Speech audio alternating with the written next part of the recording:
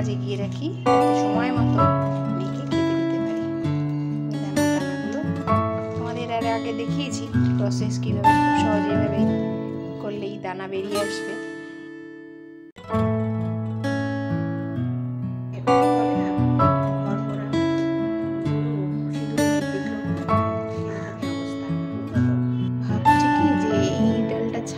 এই ডালটা শুধুমাত্র এইখান থেকেই ফুল বেরোচ্ছে। নাও এ রামু,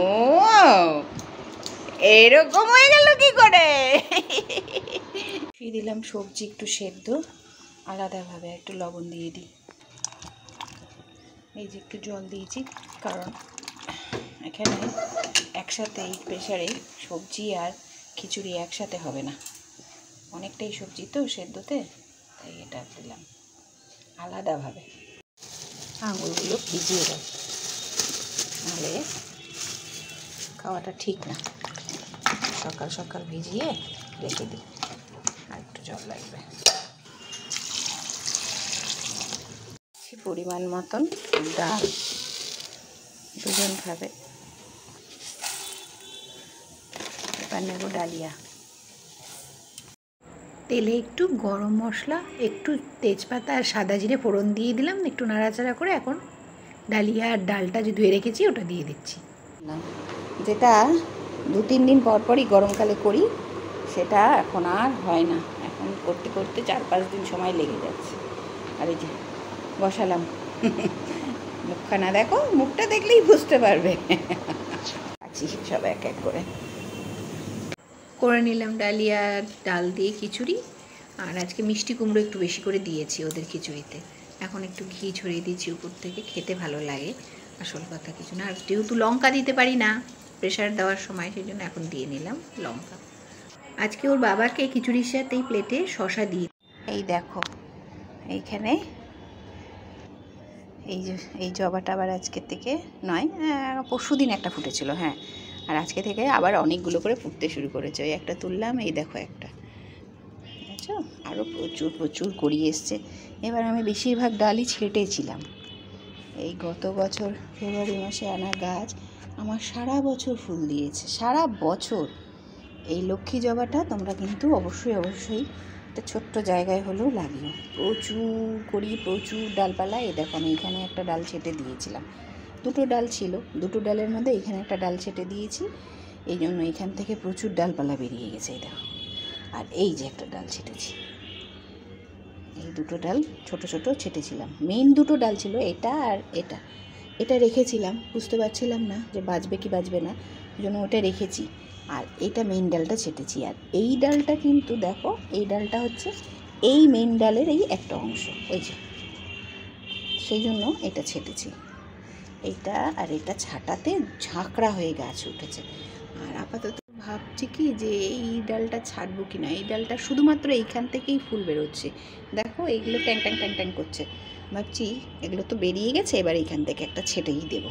তবে একটু বৃষ্টি হোক, তার আগে ছাড়বো না, নাহলেই ভয় লাগছে, বেচারার সারভাইভ করাটা মুশকিল হয়ে যাবে। আসলে গরমে আমাদের সবারই নাজেহাল অবস্থা, সেই জন্য এটা ছেটে দেবো। তবে এই ছোট্ট ডালটা ছেটে দিলে কিছু যায় আসে না, 1-2টো কুড়ি আছে, এই ডালটা ছেটে দেবো আজকে। কত সুন্দর ঝাঁপড়া হয়ে উঠেছে দেখো, বুঝছো কি সুন্দরভাবে উঠেছে। আর প্রচুর ফুল দেওয়া শুরু করে দিল। এই যে এখানে আপাতত 2টো আছে, দেখো আপাতত এই ফুল 2টো আছে, একটা লাল জবা, একটা ঠাকুর এই তুলসী গাছকে দিলাম। 2টো লাল জবা ফুটেছে, 2টো এই লক্ষ্মী জবা ফুটেছে, আর ওই দিকে আরও ফুটেছে। চলো তুলি, আর পুজোও দিইনি বাবা, এই সকালে যা গরম। কে আবার আসলো, যাই তাকে দেখতে। প্রভাত বন্ধুরা, আশা করি তোমরা সকলেই ভালো আছো, আর তোমাদের ভালোবাসায় আমিও ভালো আছি। সকাল সকাল আজ মঙ্গলবার দেখেই স্নান করে পুজোটা আগে সেরে নিলাম। আর আজ হচ্ছে মঙ্গলচণ্ডীর পুজোও রয়েছে, সেই জন্য ভাবলাম একদম গরমের মধ্যে আর দেরি না করে সকাল সকাল আগে একটু সময় পেয়েছি যখন, আজকে পুজোটা সেরে নিই। সেই জন্য দেখতেই পাচ্ছ যে টিপ পরে নিয়েছি। আর গরমে বারবার এরকম করে মুছতে মুছতেই, পুজো দিতে দিতেই কতবার যে লেপটে গেল সিঁদুর ঠাকুরের, আর বলো না। এই তো অবস্থা, গরমে কেমন অবস্থা, এটা বলতেও খারাপ লাগছে কাউকে যে গরমে কেমন অবস্থা। বুঝতেই পারছি প্রত্যেকেই এইবারের গরমে নাজেহাল হয়ে গেছো। তবে একটা জিনিস যেটা আমি শুনতে পেলাম, যে যারা কলকাতায় রয়েছো তাদের ওখানের গরমটা একটু অন্যরকম, মানে একটু হলেও হিউমিডিটিটা বেশি। কিন্তু আশেপাশের আমরা যেসব জেলাতে রয়েছি, মফস্বল শহর বলতে পারো, সেই জেলাগুলোতে না ওয়েদারটা কেমনই যেন একটা ভীষণ ভীষণ পরিমাণে ড্রাই, লু বইছে যেহেতু, প্রচণ্ড পরিমাণে কিন্তু একটা বাজে ওয়েদার, যেখানে ঘাম কম হচ্ছে, শরীর শুকিয়ে যাচ্ছে, আর সর্বক্ষণ মনে হচ্ছে যেন হু হু করছে গলার ভেতরটা। এটা সত্যিই খুব খারাপ শরীরের জন্য। হিউমিডিটি একটু হলেও থাকাটা প্রয়োজন ছিল, কিন্তু ওই যে বললাম সবই তার লীলা। চলো তাহলে শুরু করি এখন থেকে আজকের ব্লগটা। দেখতে থাকো পুরো ব্লগটা, আশা করি তোমাদের ভালোই লাগবে আমার ব্লগগুলো। সাথে থাকো, আর যারা আমার এখনও বন্ধু হওনি তারা আমার সাথে বন্ধুত্ব করে নাও। চলো স্টার্ট করি তাহলে এখন থেকে আমার সকালের জলখাবার। চলো বানিয়ে নিই। আজ তোমাদের সাথে একটা বিশেষ জিনিস শেয়ার করব। বলেছিলাম না কি করে পুদিনা পাতার ডাল থেকে পুদিনা পাতার গাছ তোমরা তৈরি করতে পারবে, আর বাড়িতেই ছোট্ট একটা টবের মধ্যেই বা ছোট্ট কোনো প্লাস্টিকের কন্টেনারেও মাটি দিয়ে এই গাছ পুঁতে দিবে এবং সারা বছর প্রচুর প্রচুর ফুল পাবে, এই গাছের পাতা পাবে। চলো সেটা দেখাই। প্রথমে এরকম একটা কাচের গ্লাস আমি নিয়ে নিলাম, যে গ্লাসে একদম ভরপুর জল নিয়ে নিয়েছি, একদম কানায় কানায় ভর্তি জল নিয়ে নিলাম। আর এইভাবে যে পাতাগুলো নিলাম, সেই পাতাগুলোর নিচের দিকের যে পাতা ডালের, সেই ডালগুলোর নিচের পাতাগুলো আমি সব তুলে নিলাম, মানে ভেঙে নিলাম। নিচের অংশটুকু শুধু ডাল অবস্থাতেই রাখলাম, পাতাগুলো ছেটে দিলাম। ওপরে কিন্তু বেশ কিছু পাতা আমি রেখেছি। আর এই যে দেখো পাতাগুলো দেখতে পাচ্ছ, ওপরের দিকটুকুতে পাতা আছে আর নিচের অর্ধেক অংশটাই ডাল, শুধু পাতাগুলোকে ছেটে ফেলেছি। এইভাবে 3-4টে ডাল বা বেশি হলে পরে আরও বেশিও নিতে পারো তোমরা, নিয়ে নিলে এবারে এইভাবে জলটার মধ্যে তুমি ডুবিয়ে রাখতে পারো। কিন্তু খুব ভালো যদি রেজাল্ট পেতে চাও তাহলে এরকম একটা ঝাঁটার কাঠি নেবে, যেটাকে দুটো ভাগে ভাগ করে নেবে। দুটো ঝাঁটার কাঠি নাও, আর একদিকে এরকম গার্ডার লাগিয়ে নিলে হলো। তারপরে তার দুটো কাঠির মাঝখানটা একটু ফাঁকা করে প্রমাণ সাইজ, মানে যতটা তুমি জলে ডোবাবে ততখানি, মানে শেকড় যতটা হয় গাছের, ধরে নাও 1.5 ইঞ্চি থেকে 2 ইঞ্চির মতন জলে ডোবাবে। এই অংশটুকু পাতা ছেটে নিয়েছো, সেই অংশটুকু নিচের দিকে রেখে আবার গার্ডার দিয়ে বাকি অংশটা এইভাবে লাগিয়ে নিলে, যেমন আমি দেখালাম। ঠিক এরকমভাবে দেখতে মাঝখানে ডালগুলো আটকে থেকে গেল, তাই তো? এবারে বোঝাতে পারলাম হয়তো। তারপর একদম কানায় কানায় ভর্তি গ্লাসটার মধ্যে আমি এভাবে দিয়ে দিলাম। তাতে কী হলো, পাতাগুলো সোজাভাবেই থেকে যাবে, ডালগুলো সোজাভাবে থেকে যাবে।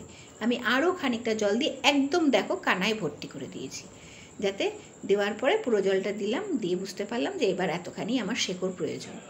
এবারে এত সুন্দরভাবে এভাবে রেখে দেবো বাড়িতে বেশ কিছুদিন। এতক্ষণ পর্যন্ত যে ভিডিওটা তোমরা দেখলে সেটা 3 দিন আগের ভিডিও। আজকে তার কন্টিনিউয়েশনে এই অংশটা দেখাচ্ছি। এবার দেখলে বুঝতে পারছো যে কতটা জল উবে গেছে গরমে। আর একটা জিনিস দেখাই, জলও যেমন গরমের জন্য অনেকটাই কমে গেছে। এই দেখো কি সুন্দরভাবে গাছের সমস্ত অংশটা দিয়ে আস্তে আস্তে প্রত্যেকটা যেখান থেকে পাতাগুলো আমি কেটে ফেলেছি, সেই পুরো ডাঁটগুলো দিয়েই সেই অংশ থেকেই কিন্তু শিকড় অলরেডি অনেকগুলো করে বেরিয়ে গেছে। আমি দেখে যতটুকু আমার এখনই মনে হচ্ছে 7-8টা করে শিকড় এখানে গজিয়ে গেছে। তবে এইটুকু নয়, আমি আরও শিকড়টাকে বড় করব এবং আরও বেশি সংখ্যায় শিকড় বার করব। তাই জন্য কিন্তু আমি আবার ঠিক তেমন অবস্থাতেই আবার রাখলাম, এবং যেটুকু জল কমে গেছে সেই জলটাকে আবার কানা ভর্তি করে, মানে গ্লাস পুরো ভর্তি করে জল দিয়ে দিব, 3 দিন আগে যেমনভাবে দিয়েছিলাম সেরকম করে। এটা একটু লক্ষ্য রাখতে হবে যাতে জলটা নিচে নেমে গেলে, গরমকাল তো, যাতে আবার জলটা দিয়ে দেওয়া হয়, যাতে ও পরিমাণ মতো জলটা নিতে পারে। এইভাবে আবার আমি 3-4 দিনের জন্য রাখবো, এবং তারপরে কী হয় অবশ্যই তোমাদের সাথে সেটা শেয়ার করব। তুমি এই অবস্থায় যে শিকড়টা বেরিয়েছে এটাও যদি বালিতে বসিয়ে দাও এখন, খুব সুন্দরভাবে গাছ গজিয়ে যাবে, কিন্তু খুব গরম, তাই জন্য আমি আরেকটু শিকড় বার করতে চাইছি। বিদ্যান এখন পড়াশোনা শেষ করে নিজের এখন এন্টারটেনমেন্টের জন্য ল্যাপটপটা ব্যবহার করতে শুরু করলো। চলো আমার রান্না বাকি। দেখো নিয়ে নিয়েছি এখানে 2 জন, বাবা আর তার মেয়ে, দুজনে মাছ খাবে আজকে, সেই জন্য দুজনের জন্য একটু পাবদা মাছ ছিল, সে বড় বড় সাইজের, সেই পাবদা মাছ নিয়ে নিলাম। এখন একটু রান্না করে নিই পাবদাটা। চলো কিভাবে রান্না করি সেটা অবশ্যই তোমাদের সাথে এখন একটু শেয়ার করি।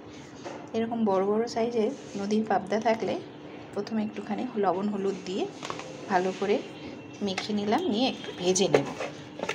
এখানে তেল মোটামুটি আমার গরম হয়ে গেছে, সর্ষের তেল দিয়েছি। এখন এক এক করে মাছগুলো ছাড়বো, সাবধানে ছাড়তে হবে, আঁশ ছাড়া মাছ।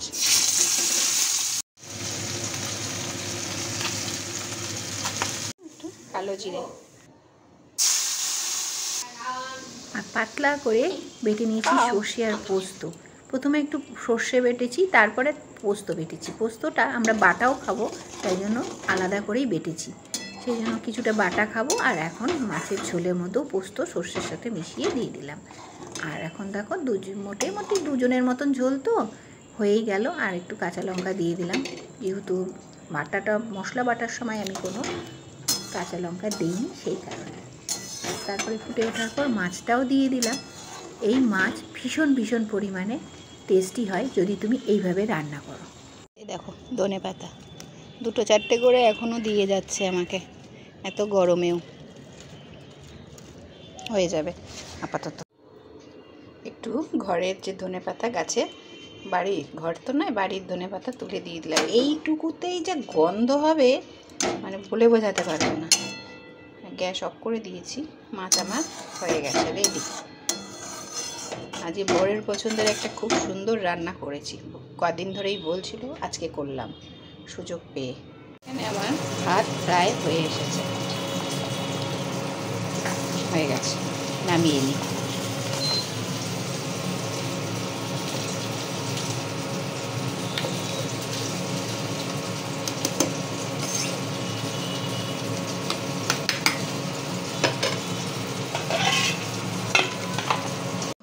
এতগুলো জিনিস কেচেছি, এখানে বেশিরভাগটাই চাদর, বিছানার চাদর, সব ঘরের একবারে কেচে নিই, আর পারি না আর এখন একসাথে এত কিছু।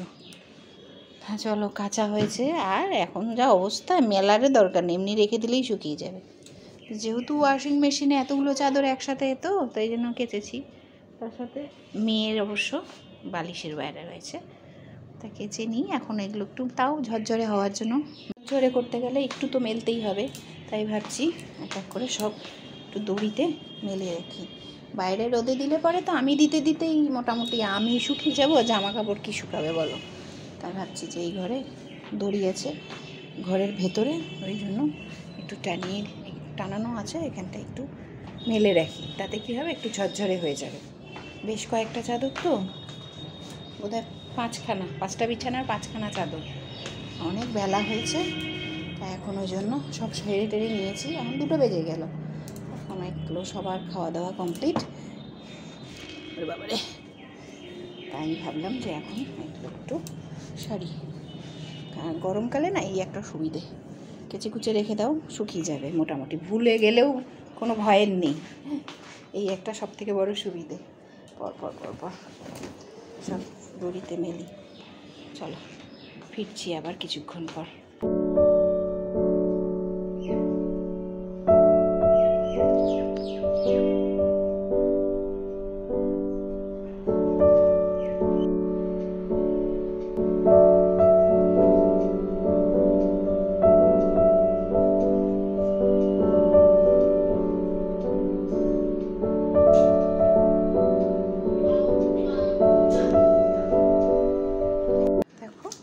বিকেলের কিছু কাজ এগিয়ে রাখি যাতে সময় মতো মেয়েকে খেতে দিতে পারি। ওই দানাগুলো তোমাদের এর আগে দেখিয়েছি প্রসেস কীভাবে, খুব সহজে এইভাবেই করলেই দানা বেরিয়ে আসবে। আসলে বেদানাটা কাটার আগে কি করতে হবে সেটা দেখিয়েছিলাম, তাই না? যদি না দেখে থাকো তাহলে আমার ব্লগগুলো দেখো, 2-3 দিন আগে, সেখানে প্রসেসটা দেওয়া আছে। চলো এগুলো এক এক করে ছাড়িয়ে নিই। দেখো মোটামুটি সব বেরিয়ে গেছে, 2-4টা আছে, এ কটা হাত দিয়ে তুলে যাওয়া যাবে না। ওটা হয়ে গেল, এবার এটা খুব সহজেই এভাবে এরকম করলেই বেরিয়ে চলে আসবে। দেখো সব বেরিয়ে গেল, সাদাটাও বেরোয় না, দেখো সাদা থেকে দানাগুলো বেরিয়ে যায়, দেখেছো কি সুন্দর, কত সহজেই বেরিয়ে চলে আসে।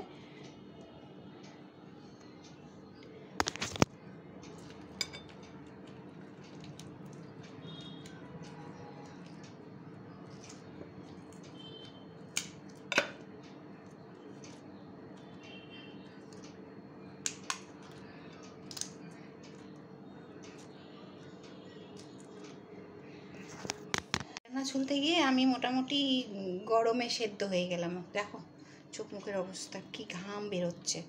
ফ্যান ছাড়িনি তো, ফ্যান ছাড়লে না ওপর থেকে মনে হচ্ছে আগুন নামছে। ও একটু হাওয়া দিচ্ছে, হাওয়াটাও ভালো না, আলোটাও জঘন্য হাওয়া, মানে গরম হাওয়াটা। এখানটা একটু রাখি ক্যামেরাটা, এত বাজে লাগছে না, মানে বিরক্ত লাগছে এই গরমটা। প্রত্যেকবারের গরমই বিরক্ত লাগে, কিন্তু এইটা না এক্সট্রিম পর্যায়ে, একটু ভয়ও লাগছে সত্যি কথা বলতে। হঠাৎ করে এরকম একটা ঘটে গেল, যদিও সেটা গরমের জন্য ঘটেনি, কিন্তু এই গরমে অনেক কিছুই ঘটতে পারে। তোমরা না প্রচুর পরিমাণে জল খেও। জ্ঞান দিচ্ছি না, ভেবো না জ্ঞান দিচ্ছি।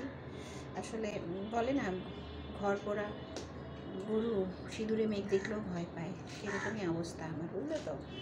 আগে থেকে একটু সাবধান করছি সকলকে, এটা জ্ঞান ভেবো না। ছোটরা ভেবো বড় দিদি হিসেবে, বড়রা ভেবো ছোট বোন হিসেবেই বলছি।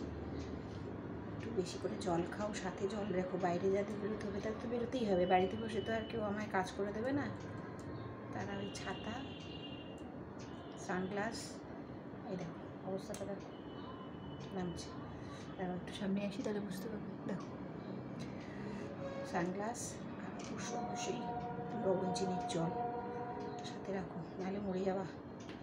চলো মোটামুটি আমার এই যে হয়ে গেছে, এবার এটা ঢাকা দিয়ে রেখে